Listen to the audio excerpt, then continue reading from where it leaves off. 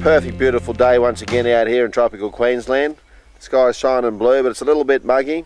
And if you're living down south at the same time of year, it's probably getting a little bit cold right now.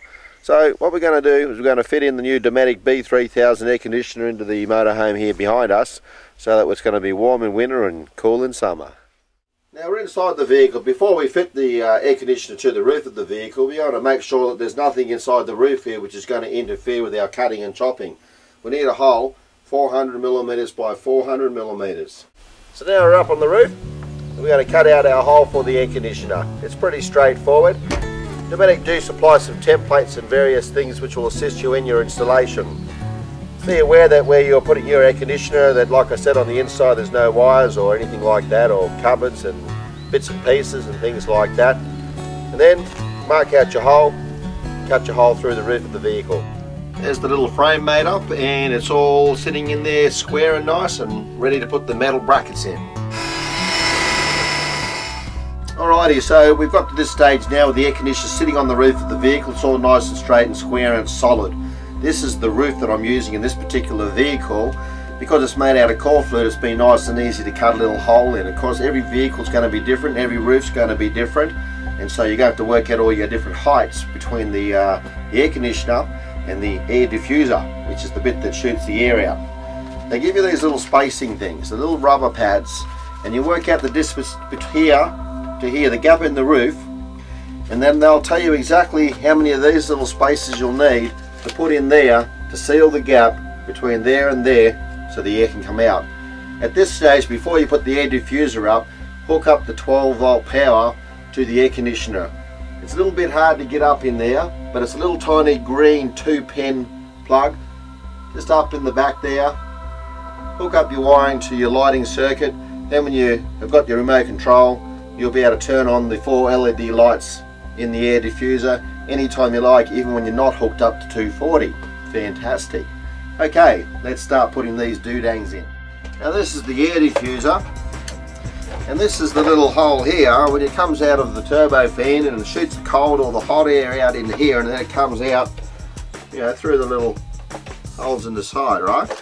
I've decided I'm going to put these things on this part here, just because I think it's a little bit easier than trying to get up and figure it out up there on the roof, you know. So they go on like that, and you might have to put on 1 or 2 or 3 or however many you need. Alright, so now we've got it all sitting up there, and we've got the little remote control out, 12 volts hooked up, and we push the little light button on the remote control and nothing happened. No panic. You've got to turn it on here first, a little push of the button like that. It goes into that amber mode on your remote control. Lights on.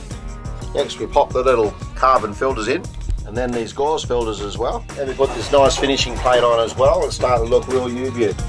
Let's give it a test out now. Fantastic. Just on 12 volt.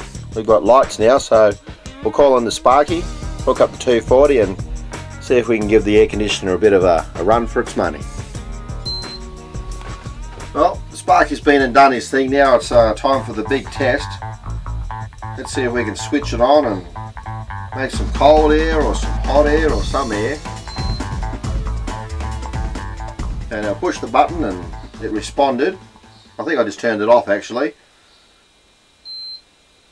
Okay, I think I might have turned it on. Can't hear anything yet. I can feel something. Right, that's just a breeze coming through the window. I might have to go and read the instructions. Nothing cold happening yet. I'm going to go read the instructions and I'll get right back to you. Alright, I figured it out. When the electrician came, he turned the circuit breaker off. So when they fit the 240, they put a circuit breaker in, which is really important, and they put one in specifically just for the air conditioner. So it's like a circuit breaker trip switch which will protect you. So here we go, the air conditioner's up there and we're going to give it a run. We've got the remote control here. I'm trying not to act too excited because I'm trying to, you know, be a bit normal and everything like that. Yeah, we've got an air conditioner in the vehicle. Okay, right, back to being normal again.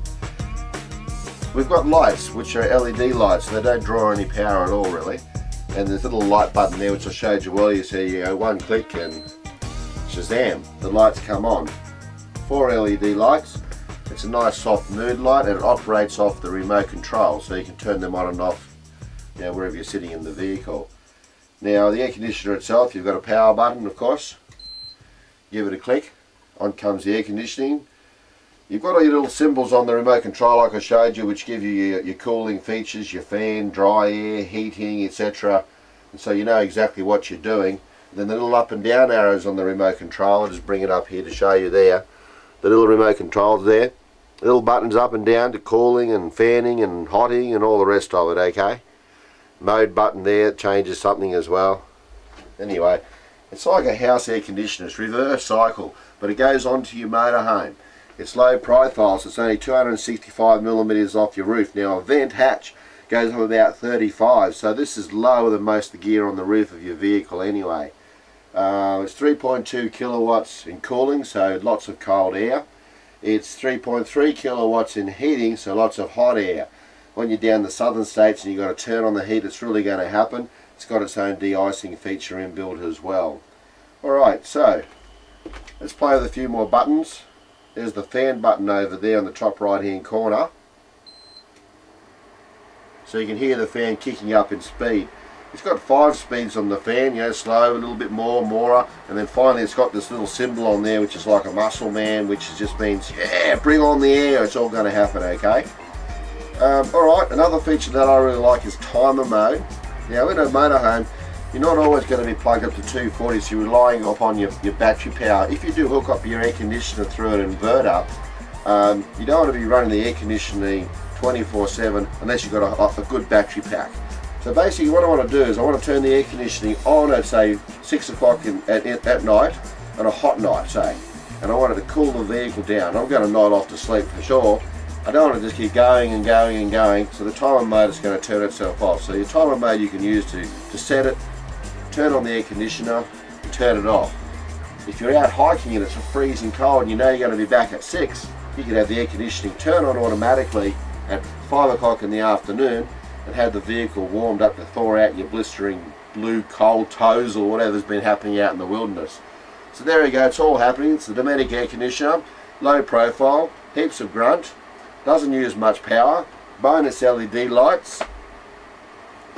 What more can I say? She's you, Beaut. I can't wait to get on the road and try this little ripper out. Catch you later.